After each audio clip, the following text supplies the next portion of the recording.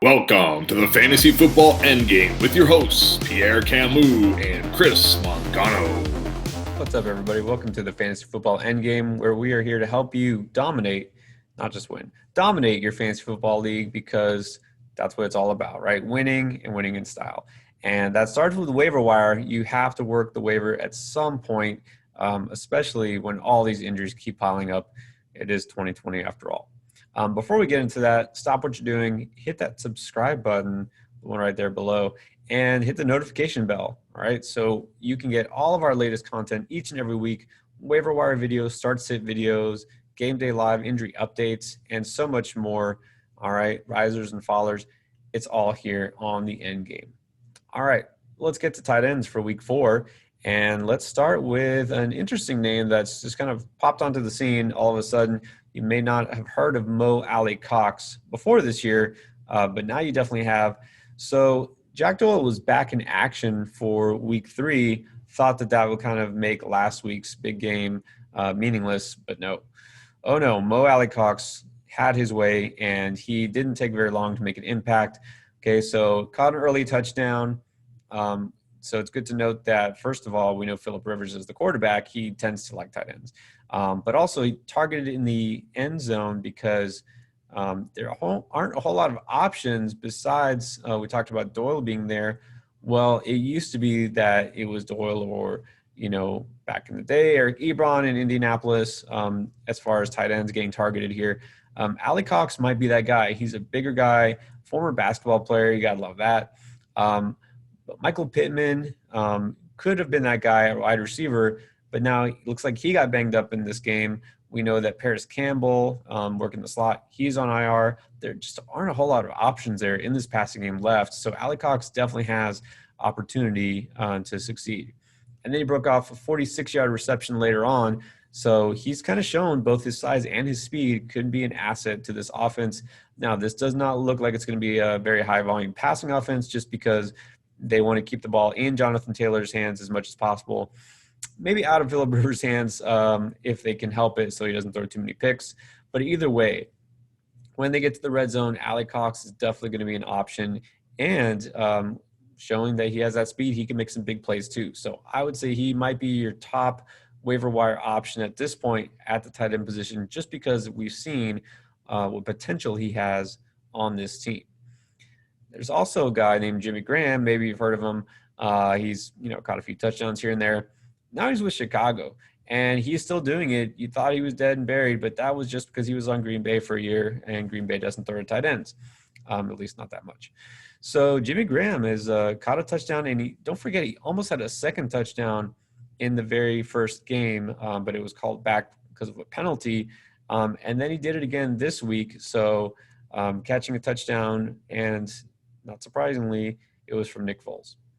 Well, is that surprising? I don't know. We talked about Nick Foles, the whole situation there in Chicago on our quarterback waiver wire. But anyways, it doesn't matter because he also caught a touchdown from Mitch Trubisky. So Graham is a guy they're going to use in the red zone, right? I know Alton Robinson's there. Miller gets targeted there too. But don't forget Jimmy Graham. He's going to get some love in the end zone. He's going to get his share of touchdowns.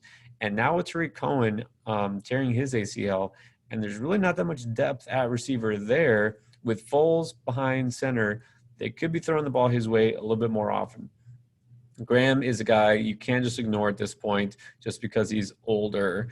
All right, so Graham, I'd say, is a pretty solid add for this week if you need help at tight end. And then we also should mention Eric Ebron, right? Invoked his name once. Looks like he might have had sort of his arrival party here in Pittsburgh. He didn't do a whole lot the first 2 weeks. He was pretty quiet. But then he came down with 5 catches for 52 yards and a touchdown here in week 3. So that's great, right? We know what he can do, especially in the end zone. He did that thing a couple of years ago where he scored, 13 touchdowns? I don't know if we can expect that this year because unlike a team, we mentioned Indianapolis, who loves to throw it to the tight end, Pittsburgh, not so much, right? We've had some guys we thought were going to break out and just didn't. Thinking about Vance McDonald last year, Jesse James before that. It's just not Ben's thing. He likes to throw it to the receivers. Now, Eric Ebron is sort of like a receiver in an overstuffed body of a tight end.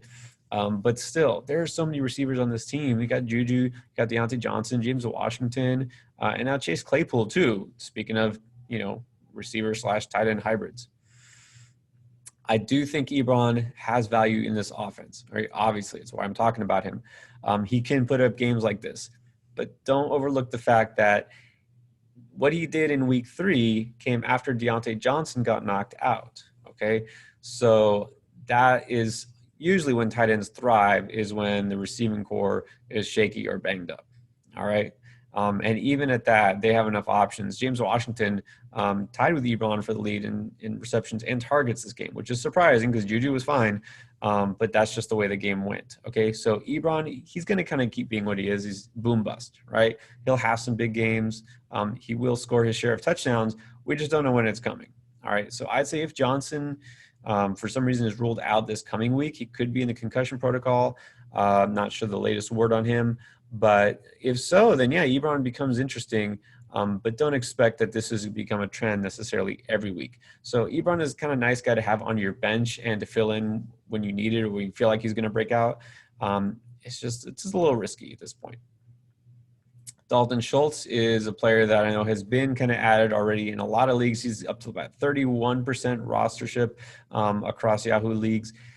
He's still out there. I know some people are still picking him up. Well, there's good and bad. Okay, so the good thing is he's still involved. I know he didn't have a big week. Obviously, we didn't think he was going to have the same type of numbers as he did the week before, but he was okay, right? I think he caught 4 passes for 48 yards. I think he was targeted 6 times, which is not bad, right, for a tight end, especially on a wide receiver heavy team. But here's the thing. I already mentioned that tight end gets targeted a lot, mostly out of necessity, right? And the Cowboys don't need to do that, but they could, right, to exploit matchups. I don't think they'll need to. These next couple of weeks, their schedule gets a lot softer. They just might not be passing the ball, period, as much. And so I worry that the volume might go down. They still have a lot of mouths to feed. They want to try to keep the ball in Zeke's hand more if possible, because this whole coming back from big deficits thing is not working too well. They might not need to do that. Playing against a team like Seattle and Atlanta that can put up a lot of points, they had to because that defense is hurting, literally. But I feel like Schultz is just kind of a play that I don't want to spend too much on him because I don't feel like he's going to continue that same level of volume going forward, at least not in the next couple of weeks. So I guess buyer beware on that point. Drew Samples, perfect example, a guy who, just broke out on a Thursday night game, had all these targets and then disappeared. I mean, he had 1 catch for, I think, 1 yard on 1 target this week. Tyler Boyd is the guy who was targeted, and T. Higgins came out. So again, they have now the emergence of these 3 really good receivers, right? Don't forget AJ Green. They don't necessarily have to throw the ball, and that's without getting the running game going, right? Mixon has just not shown up very much, or at least the offense hasn't let him do his thing. So Sample is a guy that you can't put in starting lineups right now. He's still widely available. So I would just say he shouldn't be your top waiver priority for obvious reasons. All those other players I mentioned are above him. He's more kind of a fallback option if you need a second tight end in a league, but he's not one that you want to be starting.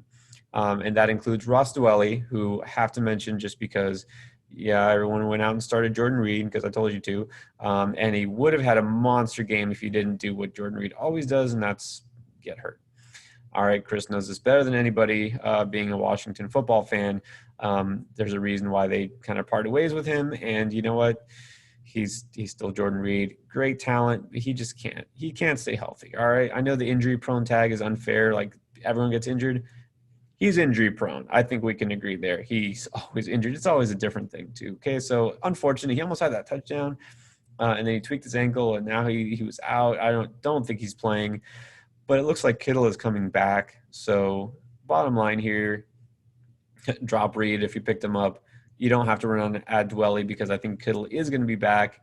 That would be a desperation play anyways, and there's no buys yet. You don't have to worry about it. So let's just say at this point, you can safely ignore any tight end in San Francisco that's not George Kittle and just really hope that George Kittle comes back. And then don't forget guys like Logan Thomas, burst out in week 1, kind of quiet now ever since, but don't think that he's just going to disappear, right? This is a team might make a move at quarterback, might make a move for a guy like Alex Smith that definitely knows how to throw to the tight end. I remember back in the day, made Vernon Davis pretty fantasy viable. And then another former Washington player, by the way. And then Chris Herndon, I know we've written off this offense. He's got to get it going at some point. It was a really bad matchup. So let's just say at this point, Chris Herndon, you don't want to start him and you don't need to go run out and add him. Just don't write him off completely yet. All right. If you have any other specific questions about waiver wires or start sit, well, we can do that later in the week. We have our start sit for every position.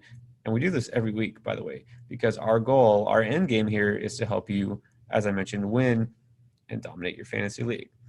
All right, hit that subscribe button if you like what you saw, and then hit that notification bell so you can be notified as soon as these videos go up. Thanks for watching.